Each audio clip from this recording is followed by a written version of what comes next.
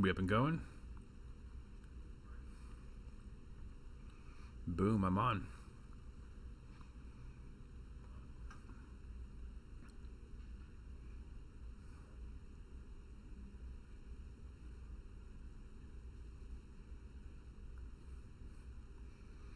All right. Messaging my guest to say I am here.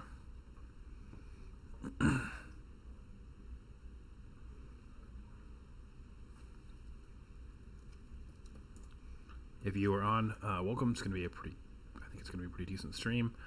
I just gotta get a little bit more going here. I mean, video has no sound. Check, check, check. Messaging my guest to say I am here. Yeah, that should be going. Check, check, check. Dan, what's going on, man? All right, got a guest coming on. Boom.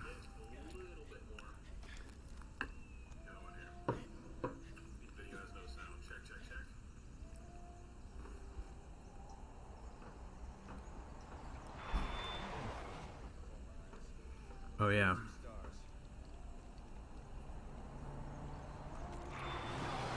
Maybe I should try this thing, commandeer this vehicle. All right, so got into a pretty good discussion last night with with a fellow game streamer who's going to come on and talk about why, even after renting out an office and doing some other stuff, that it made sense to not continue on a venture. Come on, get in there. Get in there. So...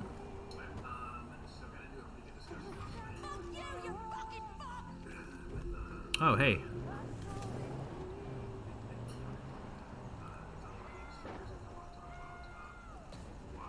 You know what? Let's try it.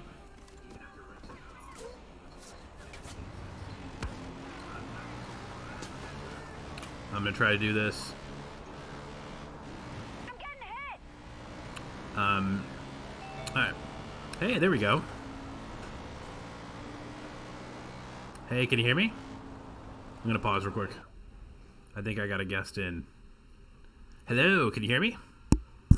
Check, check, check, hello. You know what, let's try it. Alright. Hello, hello. I'm gonna try to do this. Can you hear me okay? Check.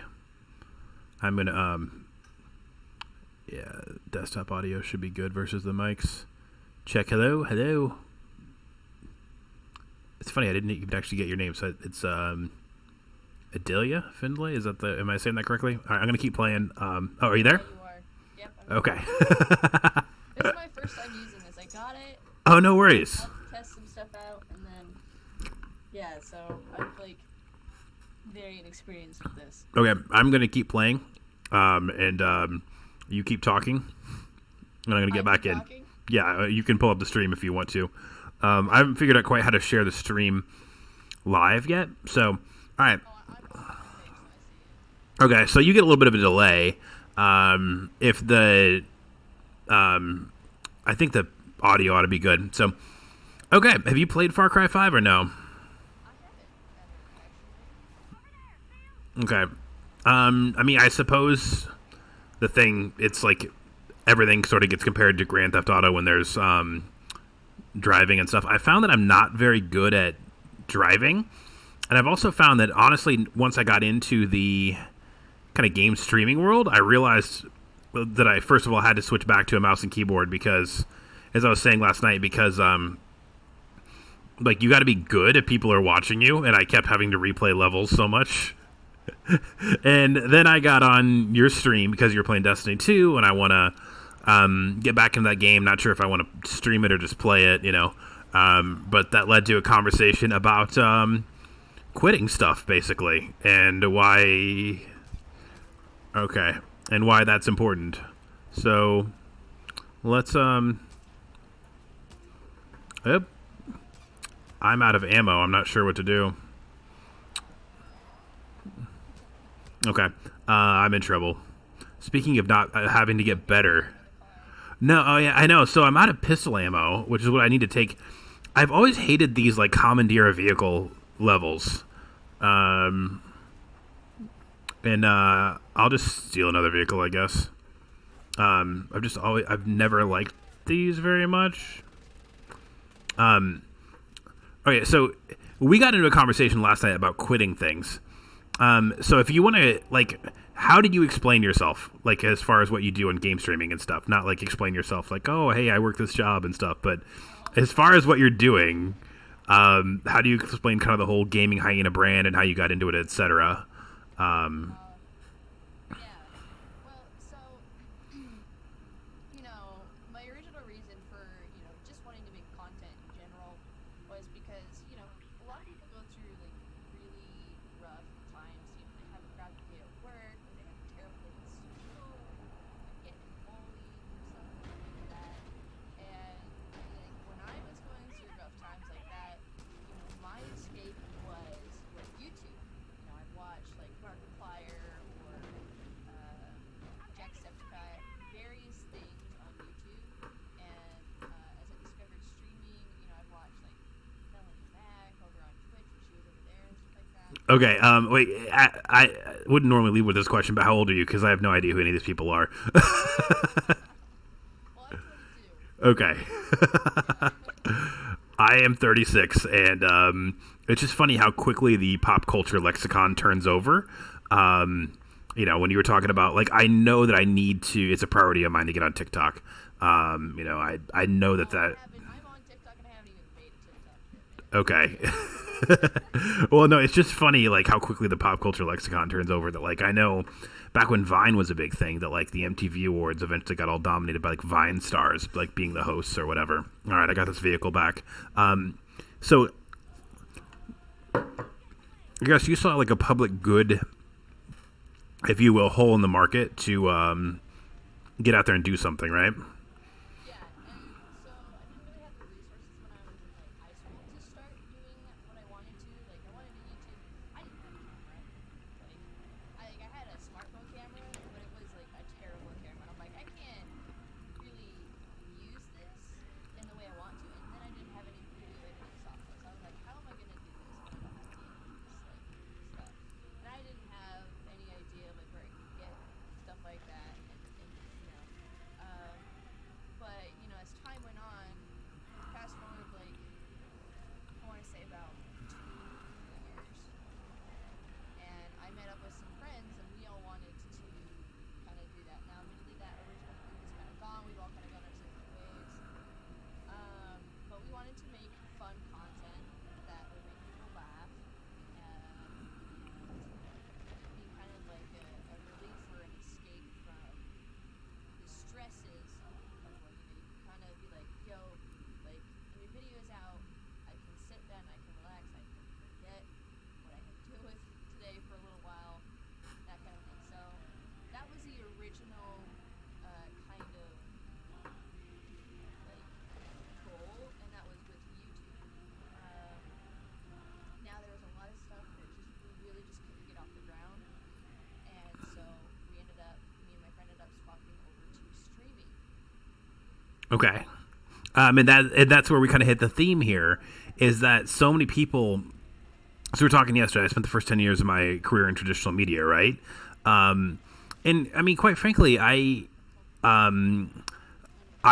just got a lot of demos from people who they're like, I will do anything, and it's like, well, I mean, sure, but your odds of making it in this don't seem to be that good. You know what I mean? And some of them I saw like just try and try and try for. And not that some artists don't break after like 10 years. I mean, that's kind of a common story, but it's just like, I don't see this lane working out for you. And a lot of times that's nothing you can control. You can be hilarious, and you could just be a little later to the game, where YouTube has matured so much now that it's just tougher, right? Like, It is a lot tougher. you know, One of the reasons why we did have to switch was because I don't know if you might not have really heard about this, but about 2 years ago, there was an incident with a really popular YouTuber uploading something that was really, really not good. Very awful, awful, awful. And so YouTube, when they changed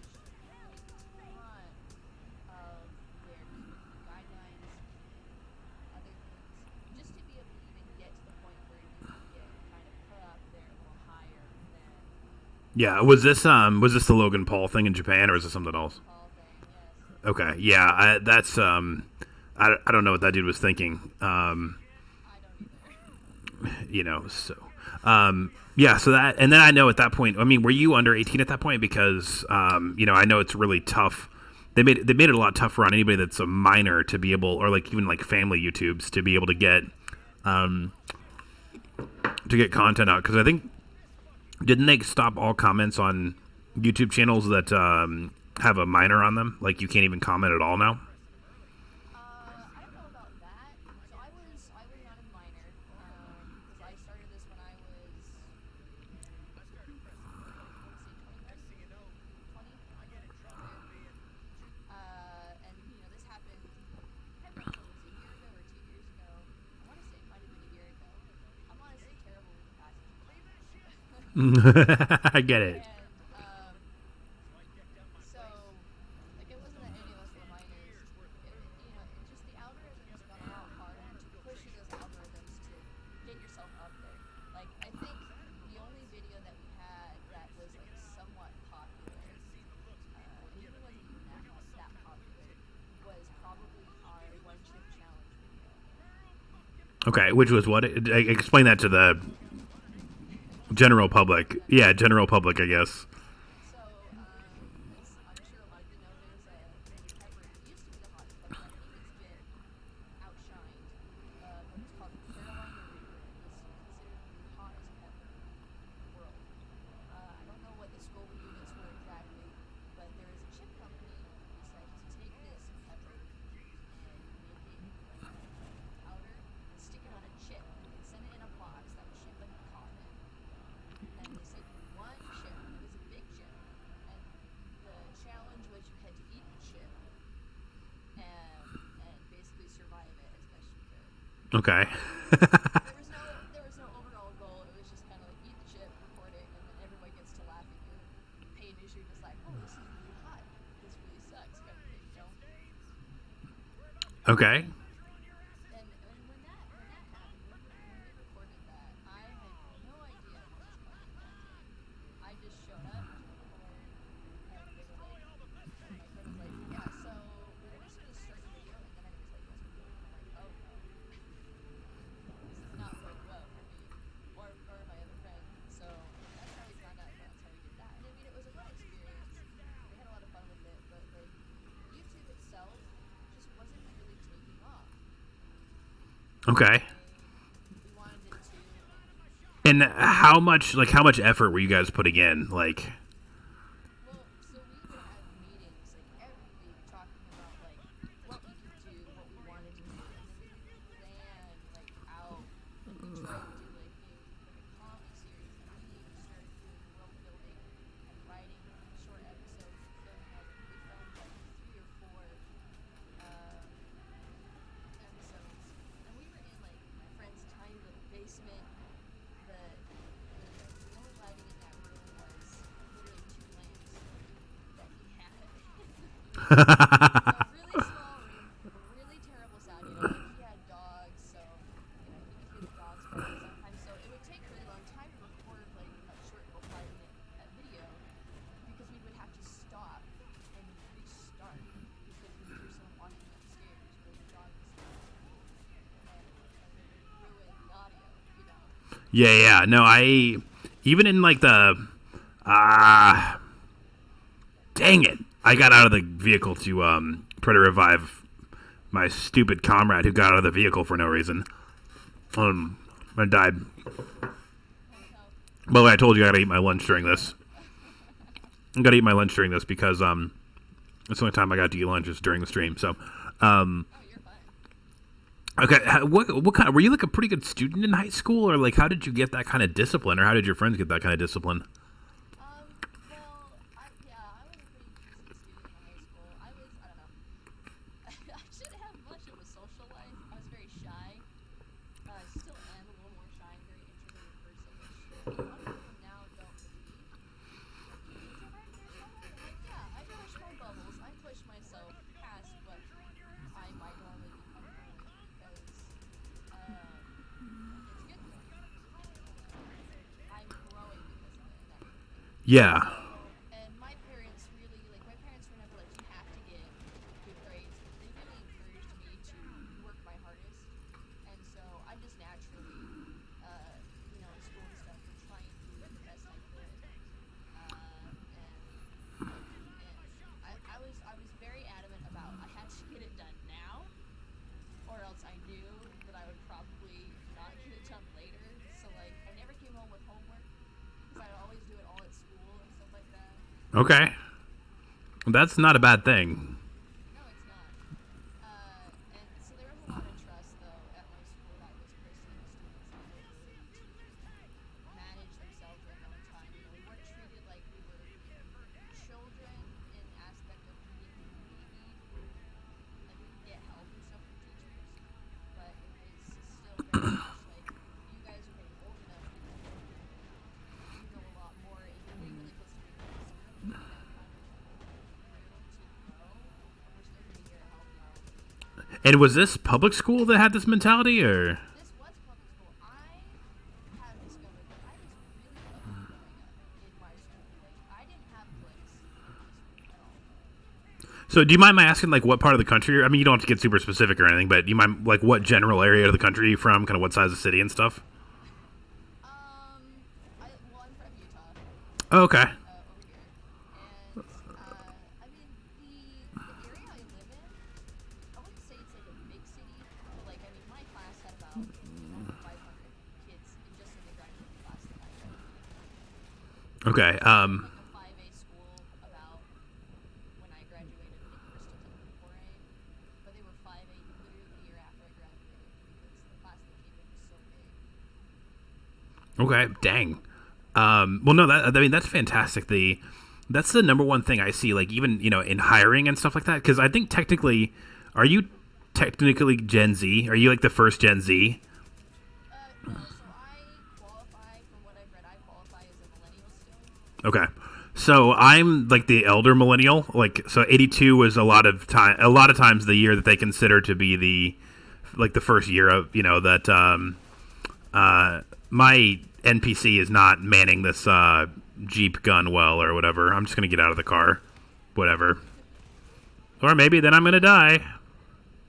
Do they have, like... I've read, it either goes to 96 or to 99. I've seen both of those years as like the cutoff for millennial. Okay. No matter what, I fit both of those cutoffs. Okay, you fit the profile, you said? No, that's... I mean, and I've also taught college. So, like, I had the kind of whole idea of, like, they now call it, like, Zamboni parenting, like, smoothing out the road ahead of your kid, basically, so they never have any... Oops. Oh, man. Oh, he's down because I inadvertently friendly fired him. The idea of Zamboni parenting, which is like, smooth out the road, basically, right? I was 28. I'd done grad school twice because I had two different employers who would pay for it. So I had two free master's degrees. I was adjunct in college at 28, which is fairly young to be doing that. And I had a 26-year-old's mom call me about her grades. And I'm like, there is something wrong here. It just really sounds like that's not the experience you wound up with. No, like my mom would check up on my grades, just to kind of see how I was doing. But it was never like, she never would call the teacher and be like, what the heck? She would ask me like, okay, so why did you get a bad grade on this? If like, I mean, I never really got an Fs. Yeah. Something like that. And I was pretty good. And if I did, not so great on like a test or something, if there was like any way I could like do anything up or anything like that, I was pretty good staying on top of that. So my mom she would just kind of like check the grades every once in a while and just kind of see how I was doing, and then that was really about it. Okay. By the way, I'm a little bit ahead of the stream you're seeing. I'm like getting some kind of cutscene about a new mission. I got a little. Oh, I have to do a race. I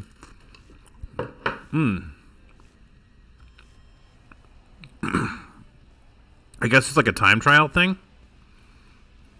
Races in games are a nightmare. I'm not a driving person in games. So let's transition to, as you're seeing on delay here, let's transition to, I'm stuck. Oh, maybe I'm not. The vehicle's on fire. I'm stuck. Let's transition to, when did you guys call it on YouTube then? Just over a year ago, back when Facebook gaming was just kind of starting. And I don't know if you know Sleep Lemur. He streamed over here on Facebook. He's my friend's nephew. He's the one that told us about it. He knew that we were thinking about trying to do some potentially streaming, but video content. So he kind of told us about it. He's like, yeah, I think you should jump on this because it looks like it would be promising. And we're like, okay, yeah, let's do it. So originally, Gaming Hyenas, I say hyenas because originally me and my friend Sam. Now after a while, his life kind of got really busy, and so he's like, I don't have the time to invest in this and I want to, and then I feel like you need to. So he's like, I'm gonna back out. I'm gonna give the reins to you. And then he's like, I think I'll start weekly, but I won't be as active on that Okay. school and with his job and everything. It just wasn't going.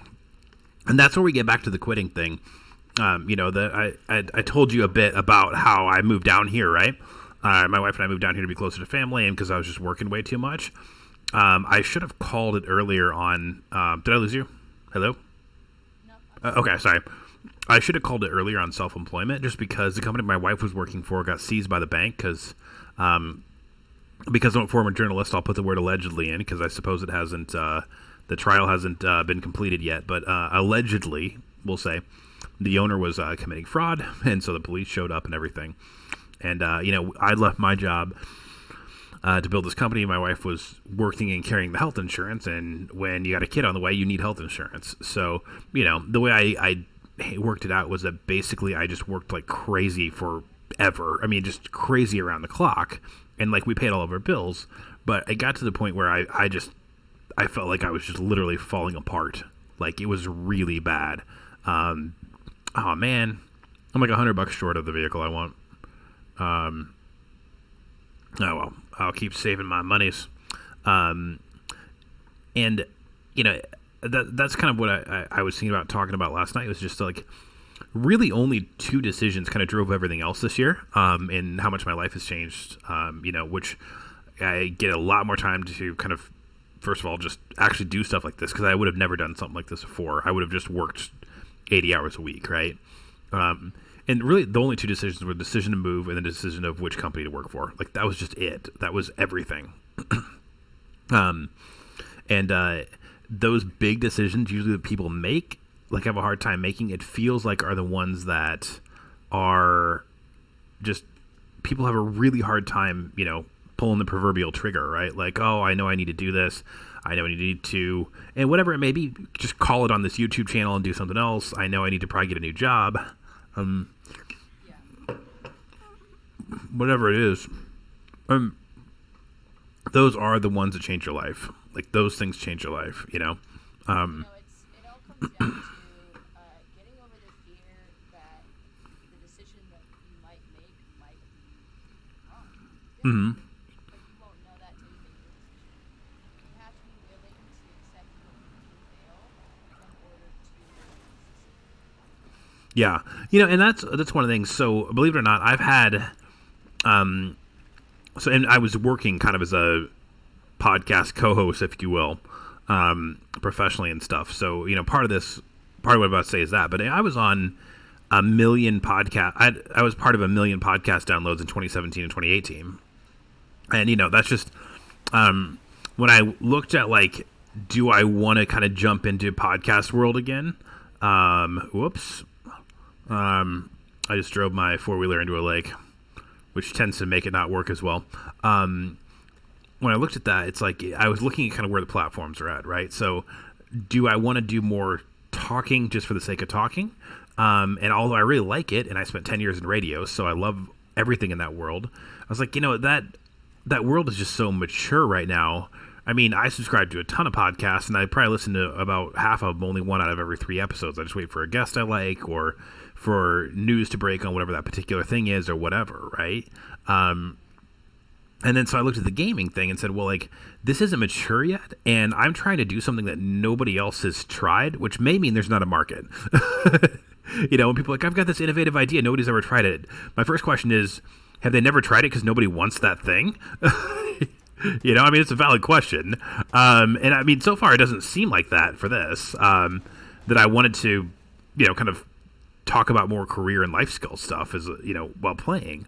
But, to me, it was like, there's something here, right? And I have an opportunity. So, everybody kind of wants to know how Joe Rogan got so big as a podcaster. And the short version is, that Joe Rogan started in 2008, just when there weren't that many podcasts. So that's a really good way to get big as a podcaster, right? Is just not have that much competition. And that's kind of where I got here. So you seem to have, grown a community from scratch. Like, honestly, I'm still benefiting off the fact that I was a journalist. I was a, radio personality and stuff. And so I've still got a decent social media following off all that, which is translated to people who are interested in just kind of me doing something sort of quasi-novel like this, I guess. How did you do it? Like, how have you gotten people to pay attention and care? Well, first we utilized the popularity of Fortnite for a long time. And that is what brought in a lot of people. And it wasn't necessarily that, we made off the sick games and pop and win, because that definitely was not what was happening. A couple people did follow because they happened to be in stream when me or my friend, when we streamed together, landed a sick shot. Mm-hmm. But I think a lot of what has kind of helped people stay is that, I've decided to not play a game to be necessarily like great at it. Me too. I'm not like good at a lot of games. I'm very average. I could not be a professional in any of the games that I play. Yeah. But I was just like, I'm bad at the game, but sometimes me failing in the game ends up being really funny. Mm-hmm. Like I have been, I have died in some of the stupidest ways in games. And a lot of it, I feel like, has also been extreme engaging with people and talking with them, because they come in and they'll ask a question.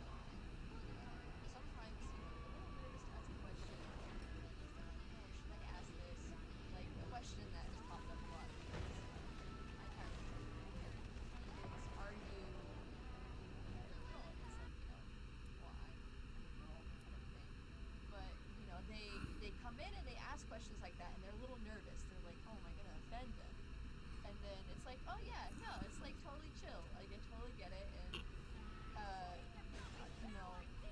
because I'm nice to them, they're like, oh, hey, this person's kind of cool. Yeah.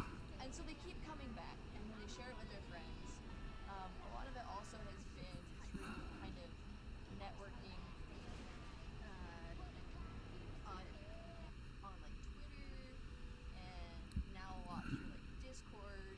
I'm in several communities now with several streamers that allow me to kind of grow a little bit more. Yeah, so the whole Discord thing, I have not jumped in. Is that sort of like the new Reddit/chat room, or like what's the? So Discord was originally, I don't know if you knew about it, but it's called Team Chat. It was the original party chat of PC. Sitting on PlayStation, you have your PlayStation Network, and on Xbox, you have your Xbox parties. And so it was how people were able to communicate without using the in-game Chat. communication systems. Because a lot of times those were kind of not that good. Mm-hmm. They were kind of trash. Apex Legends is a great example. If you've ever played Apex Legends and you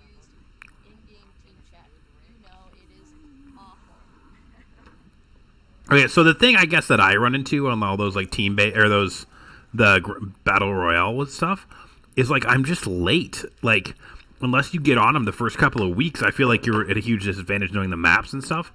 And in the multiplayer space, I've always had pretty good luck in Halo, like that, just because that's a franchise I've stuck with forever. But I feel like in Call of Duty, I never got there, and it's just because I was like just too late. Yeah, well, Call of Duty is definitely an acquired taste, you know. I think my first Call of Duty I ever played was Black Ops 2. And that was, I was way late to the game on that one. And then Black Ops 3 came out, and I enjoyed that one. And then, you know, when Black Ops 4 came out, I wanted to play it, but I got in, and I just found that, like, a lot of the maps was just, like, heavy on camping, and I was like, this is just not fun.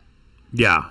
I'm not enjoying myself. Well, I just felt like I was just getting torched by like 9-year-olds in China all the time, and I'm like, I'm just not going to get good enough fast enough to enjoy myself. Yeah, and that's the thing. It's like, because I don't like camping at all in video games. I get really annoyed. Like people who camp, and I'm like, if I don't like it when people camp, why am I gonna camp? Yeah. I stopped playing for like I have a this is way back in my mod. You'll find Black Ops. Okay. And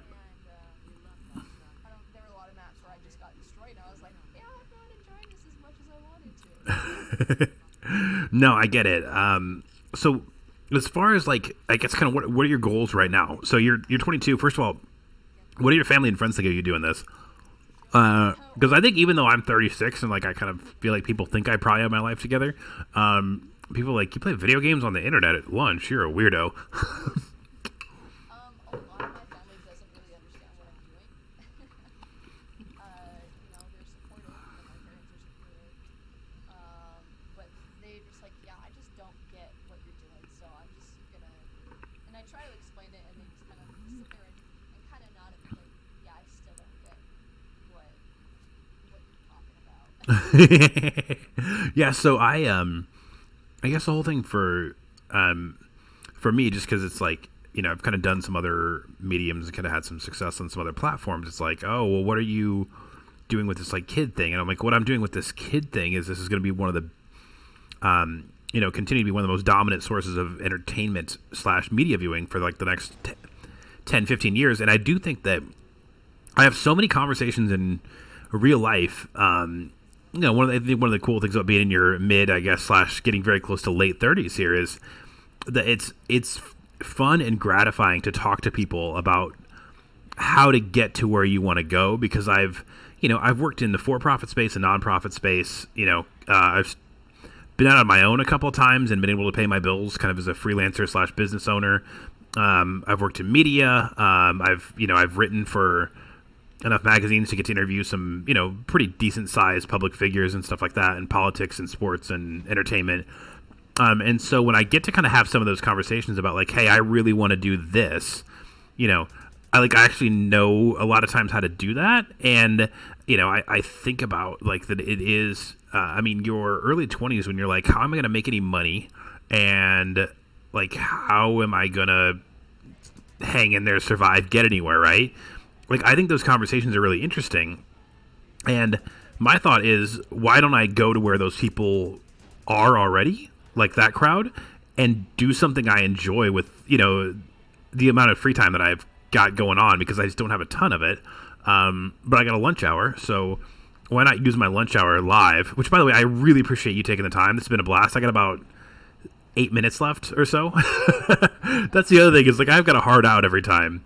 And so at least that's a little bit of why I got here, because I just, like I said, I don't know if there's a market on that or not, but I knew nobody else is like doing this, or I don't know, maybe somebody else is and I just don't realize it. I've never heard of, doing a sort of podcast style while playing. What was that doing? Oh yeah, you saw it. I think that was a glitch, because I actually record this. Maybe, you know, I haven't been able to have any time to upload to YouTube or anything like that outside of just streaming to everything, YouTube, Periscope, etc. You know, and I guess for me, I enjoy this so much. Like I said, I'm getting somewhere between 500 and 1,000 views a week just because I kind of have a brand going on and people are curious. And if in 3 years I'm still here in the intern office on my lunch hour and it's the exact same numbers, like that's totally enough. Like that, this is the fact that people would engage with me is very cool. The fact that people like you would take a few minutes to have conversations is like really cool. Like that's plenty for me.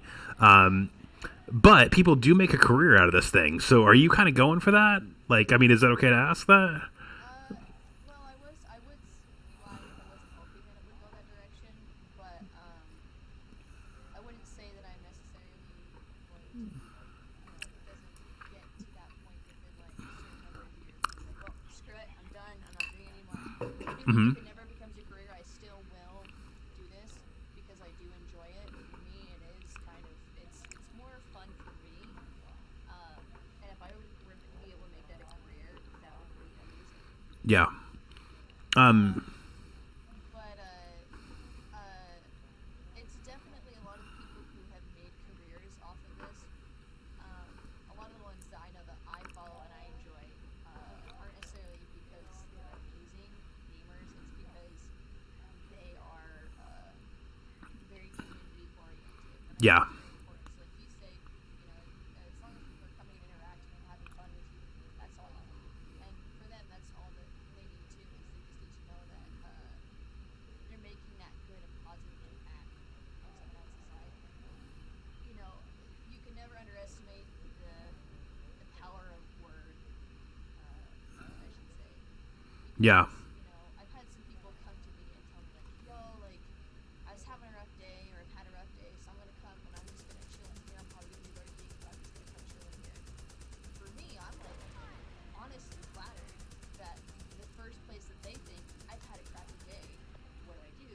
Is, oh, I should go into the gaming industry Yeah. because it'll be funny and it'll help me kind of relax.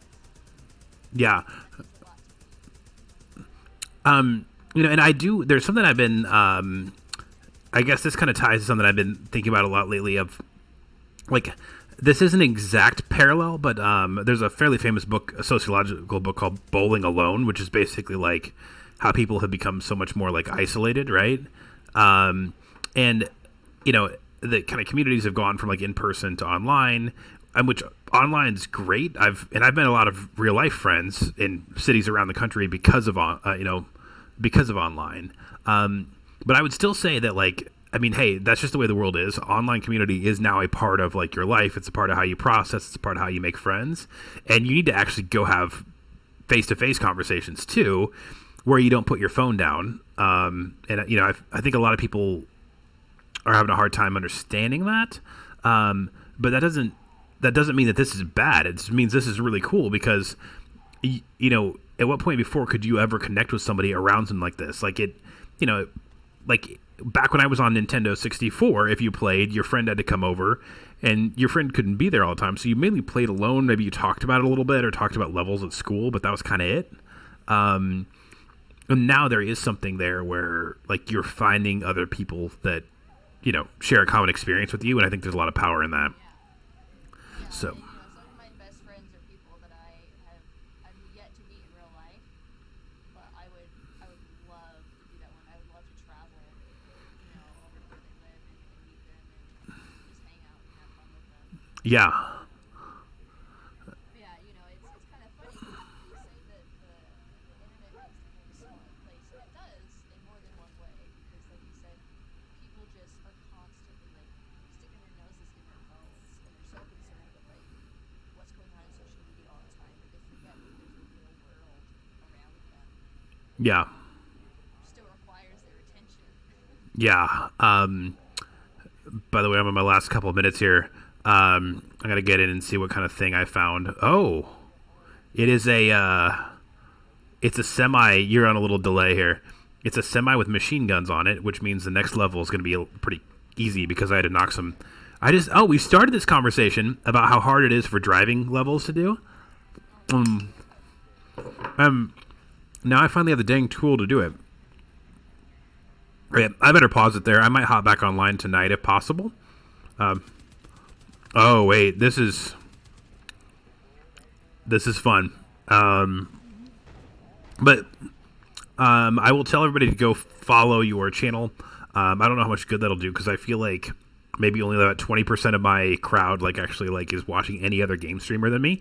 But hopefully they do, and I've really had a lot of fun. So thank you so much for hanging out. Any other if you ever got time to come back on, I don't know how much like kind of what your streaming life or schedule is like, but you know, if you got a chance to share this, maybe your people kind of got a different view on kind of how you got to where you're at and stuff. Yeah, and, for sure. And thank you for inviting me. It was really fun to kind of sit and talk about this sort of thing. 'Cause I feel like this is something that not a lot of like people in the streaming community openly talk about this sort of thing. Yeah. Well, and that's the thing. Like, I feel like you do have to be more unique in that, like, everybody's either trying to be really loud and over the top or really technically proficient or both. And that's not that interesting. I mean, it is interesting because you're a way better Destiny 2 player than me, and I want to get back into it. But it's not that interesting in that, like, you can't do that now. Like, you know, there's the odds that you're going to be a better Destiny 2 player than somebody else, and that's how you're going to get a following, are not that good. But, like, the thing that you own that nobody else has is your own experiences, your own perspective, and, you know, that kind of stuff's free to share. And that's kind of what I've been doing. How many hours, by the way, are you able to do this a week or whatever? So I normally stream for 4 hours Monday through Friday, and then I take Saturdays and Sundays off for myself.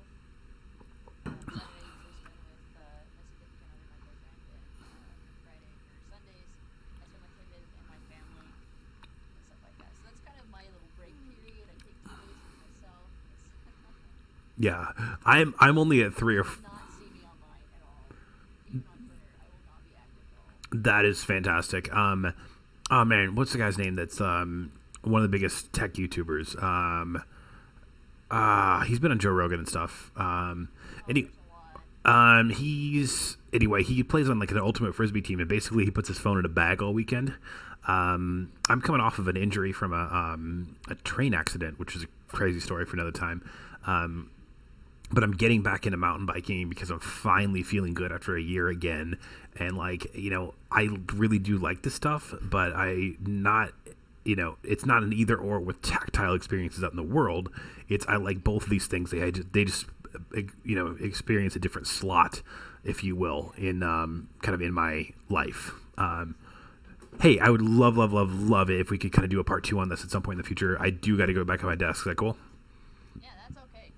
Okay. Hit me up, and I'm totally down for part 2. Once again, thanks for inviting me. Yeah, thank you for coming. I'll catch you later, okay? All right, bye-bye. Bye.